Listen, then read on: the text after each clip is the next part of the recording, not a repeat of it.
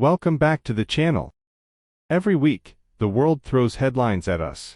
Some political, some environmental, and some that just remind us how fragile and fascinating life can be. This week, I've picked 6 stories that really stood out. From tense talks between world leaders, to record-shattering heat waves, to a breathtaking meteor shower lighting up the skies. There's a lot to cover. So grab a coffee, sit tight, and let's break it all down. This week, all eyes were on Anchorage, Alaska, where U.S. President Donald Trump and Russian President Vladimir Putin sat down face-to-face. The big topic: the ongoing war in Ukraine.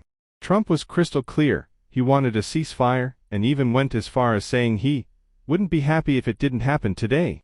But after hours of discussions, no breakthrough was reached.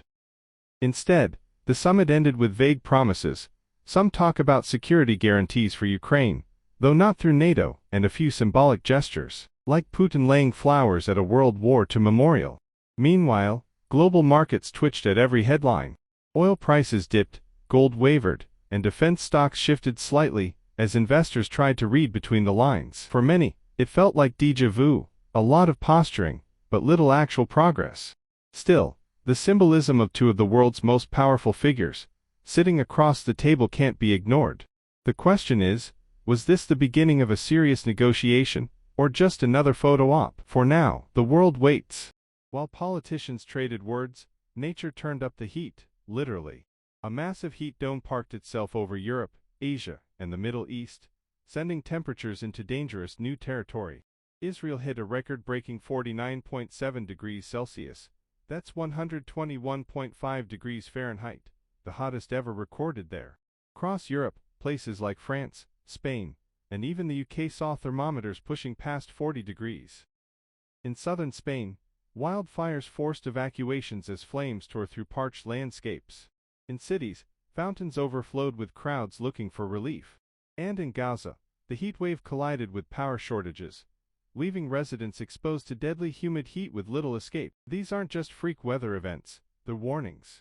Heat domes like this are becoming more frequent and more intense, a sign of a planet under stress. For millions of people, this week wasn't just uncomfortable, it was life-threatening. And if this is a taste of the future, it's one we can't ignore. Now, if you thought the climate got any favors this week, think again. At the United Nations, talks to finalize a global treaty on plastic pollution collapsed.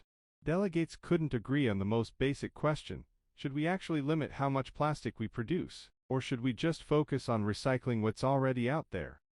As diplomats argued, a sobering report on the state of our climate was released.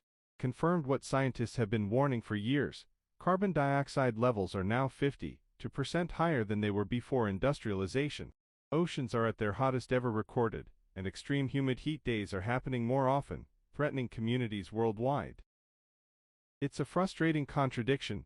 While the science tells us we need urgent action, politics seems stuck in slow motion. The collapse of this treaty doesn't just mean more plastic bottles and landfills, it signals another missed chance to tackle one of the biggest environmental crises of our time.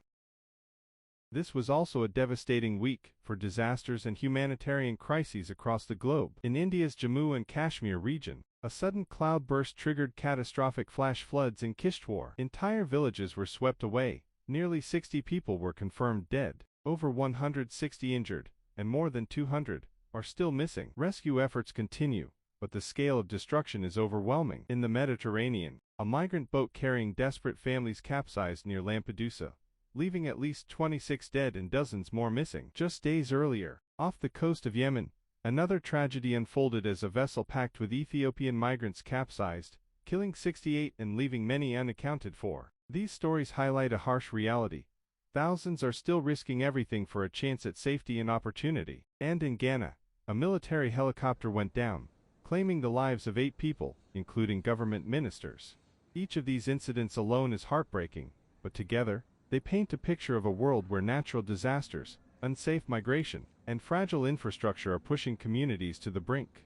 But amid the chaos, nature also offered a gift. The annual Perseid meteor shower peaked this week, dazzling stargazers around the globe. On the nights of August the 12th and 13th, lucky skywatchers saw dozens of meteors streaking across the sky every hour. It wasn't perfect. This year's bright sturgeon moon made it harder to catch the faintest meteors, but the Perseids are so bright and frequent that many still lit up the night. For those who stayed up late, bundled in blankets with cameras ready, it was a reminder of how small we are and how much beauty the universe still has to offer, even in the midst of a difficult week.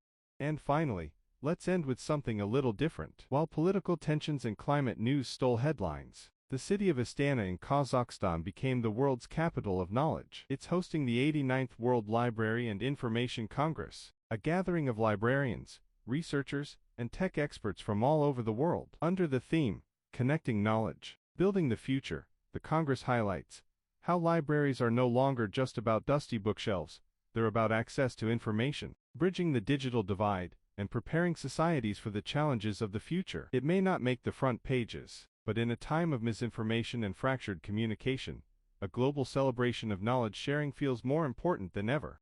Alright, 6 stories that shaped this week. From summit rooms to skies, from disaster zones to digital libraries. If you found this rundown helpful, hit subscribe, and I'll catch you next week with more of the news that moves us. Stay informed, and stay human.